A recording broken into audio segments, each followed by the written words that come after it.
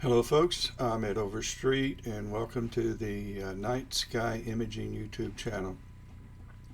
We are about to finish our work on NGC 7822, a beautiful nebulosity area, region of the sky, and we have the application of sharpening to use before we conclude our work with PixInsight. And then for the very final tweaks, I typically move an image into Photoshop. And I do that for some selective luminosity masking adjustments, and that's usually where I do my sharpening. I want to talk about sharpening, and it's my opinion only. I realize that there are a lot of those, but I think an image can be ruined with sharpening. And sharpening typically is something that I think should be applied towards the end, if not at the very end of your process. And over sharpening is the bane of an image. It can cause the image to go from being beautiful to something's wrong with it. I don't know quite what it is, but something's wrong with it. Sometimes over sharpening is just so blatant. And what I found, this happened to me. My profession is photography, and mostly horizontal photography. I do that up photography stuff. Just started that about 10 years ago. And you don't have that many clear sky nights, so really I haven't really been out all that much. But you get about 40 nights a year, 50 nights a year, so 10 years, 500 photo ops. And consider that I shoot 1 million pictures a year, not including, I take 1 million pictures a year, not including astronomy or astrophotography, and those are all sports images. So this is just a very small part, but sharpening is an issue. So when I first started out, I think I over sharpened everything. And to me at that time it looks better. It looked better. And then when I went back months, years later and looked at some of the images I processed in my early years, I thought, wow, did I like that? I guess I did. That's how I left it. So I just think it's a step that you're better off going easy on than full throttle. And so let's move over to PixInsight and let's look at how we can use sharpening effects in PixInsight. And I want to throw this out. I haven't done this in a while, and so this will be a bit of an experimentation for me. As a rule, I never sharpen in PixInsight. I always head over into Photoshop and I do selective sharpening. There's only a certain part of the image I really want to sharpen, and specifically in astrophotography, there are only certain parts that I want to bring out structure, and there's only certain parts I want to enhance color. But because I realize not everyone uses Photoshop, and that PixInsight, if you've followed me so far in PixInsight, then you probably own PixInsight. I do want to show you what I would do if the only processing software I had was PixInsight. And in our last video we used Color Mask, and if I typically what I would have done is I would have done the color masking enhancements in Photoshop, and I would have stopped 2 videos ago and I would be in Photoshop finishing things off. But my goal really was to show the processing of an image, what I would do, and it's not the only way, it's just what I would do if I had a narrowband data set and I was using PixInsight and PixInsight alone to process an image. So There are two, I think I used two sharpening effects. Um, I thought, here's one. This may surprise you. It's my favorite. But I have two. I have what I call Ed's Unsharp Mask. It's very easy to run. It's pretty fast. You also have a real-time preview if you want to look at it, as you do with the multiscale linear transform. Now, you're probably thinking, this image is not linear. And you're right, it's a non-linear image. But we are going to use the multiscale linear transform tool, and we're going to make some major changes to it. We're not going to have any effect on layer 1, 8 or above. We're only going to work on layers 2 and 3, and we're going to use, and this is where you can vary your sharpening effects by altering these two numerical values. But you leave everything essentially the same. You want starlet transform selected, didactic. You don't want to check noise reduction. You have detail layer set to 0. De-ringing is turned on.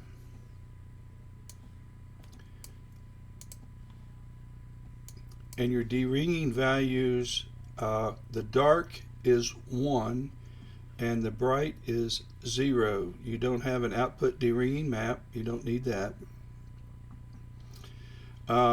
Nothing else is utilized. Just leave it alone. Target is, we're going to attack the layer, and we don't need a layer preview. So we're not going to be using a layer preview. So layers are 4. And so what I'm going to do, rather than use the preview, which is such a large, it's a pretty, I mean, it's the size of the picture, and you really have a hard time if you're watching a YouTube. I have a hard time looking at the changes when it's not on YouTube, but you'll have even a harder time with the reduction in quality that the compression algorithms that YouTube uses puts on our picture. So what I'm going to do is create a preview, and we're going to load it right there, and we're going to drag this over and drop it. Give it a second to apply its effect, and it's done. And so we're going to go back and forth, before, after, before, after, before, after, before, after. So you can see that it's a subtle application of some edge enhancements. It does make the stars more pronounced. Let's go back and forth and keep an eye on the stars. It gives them a lot more detail. If that appeals to you, it doesn't to me. So much so that I would probably use a star mask to minimize some of that. But I am interested in the definition that I'm getting in some of this nebulosity, and if you kind of keep an eye on that, we'll go back and forth. You can see that that's improved significantly. I hope it's showing up. It may show up more in the blues. Look at the difference in the, just look in this area right here and see if it is more obvious there when I go back and forth. It just gives a little more detail, and I like that effect. This is a recommended process that was shown to me by Adam Block, and I have great respect for his knowledge of PixInsight. I would have to say that 85–90% of what I know has come from watching his work, looking at his work, following his YouTube videos, a member of Atom Block Studios, and so this is his baby, and as are a lot of the process pixel math equations, and so I highly recommend this, but I'm not going to use it. So I'm going to close it out, and we're going to we'll revert back, and let's look at Ed's Unsharp Mask. All you'll do in this case, we're not going to select deringing. All we're going to do in this case is make sure that standard deviation is set at 2.30, and we're going to have the amount at about 40.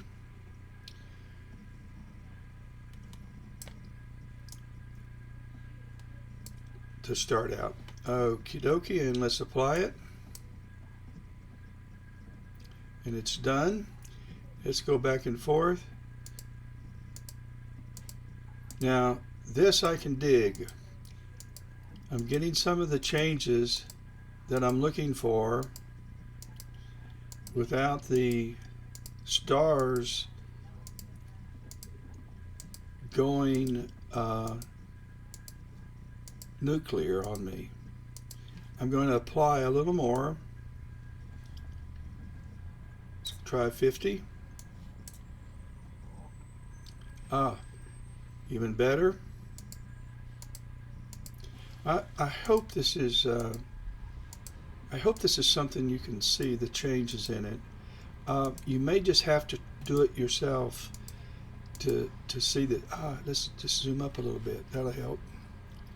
All right, we're going to look in this area right here.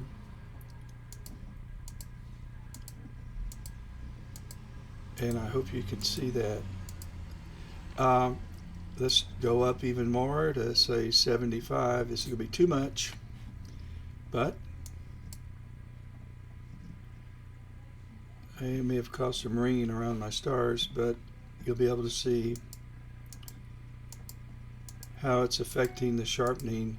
Yeah, my stars are starting to do that nuclear thing again, which I don't like. That could be helped with the star mask, but this is a good subtle application of some sharpening that doesn't over sharpen the image, but it does a nice job really of applying some of edges and around some of the nebulosity that's pretty difficult to work with at times, and in fact it's difficult to work with all the time.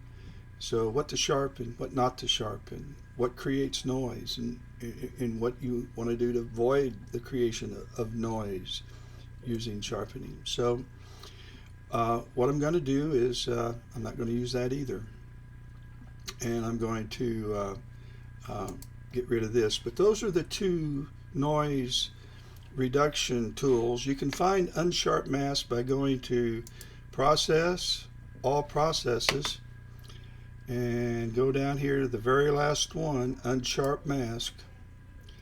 And you can start with these defaults. That's what I ended up with. The defaults are a little bit too much for me. I like to lower that somewhat, but that's where we are.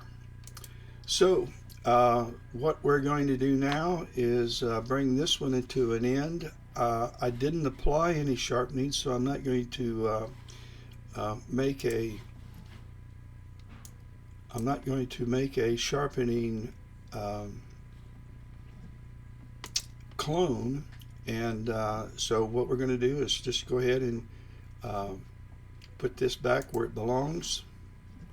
This is a copy of the last thing I did, and I'm going to go up to File, and I'm going to go File. Let me bring my image back up. File, Save As. I'm going to go to the NGC. I'm going to go to the, find it here in October. NGC 7822, and I'm going to save it and replace one that I had done. We're going to overwrite it.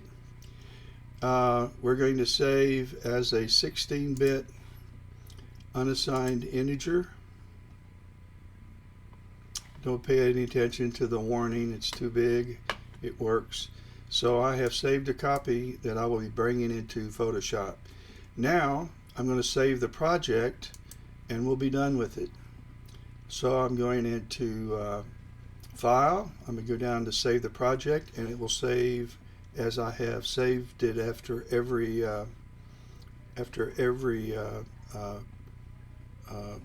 change that we've made.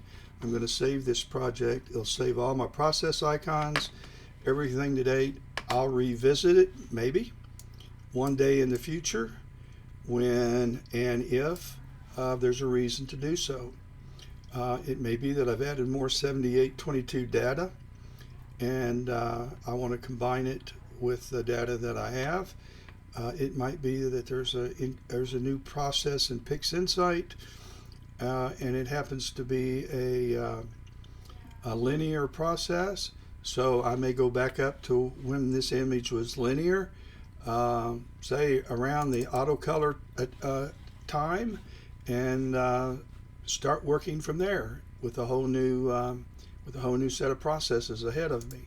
So that's the reason why I keep everything saved in that order. So we're going to go to File and Save Project, and it's going to replace the one that's there, and it's going to save it. Folks, have a great set of holidays. We've got a bunch of them coming up, and if you could consider liking and subscribing, and I think there's a bell to ring. I'm not sure where that is. I would appreciate it. It gives me the encouragement to make more of these things, which I enjoy doing. So with that being said, catch you later. Clear skies.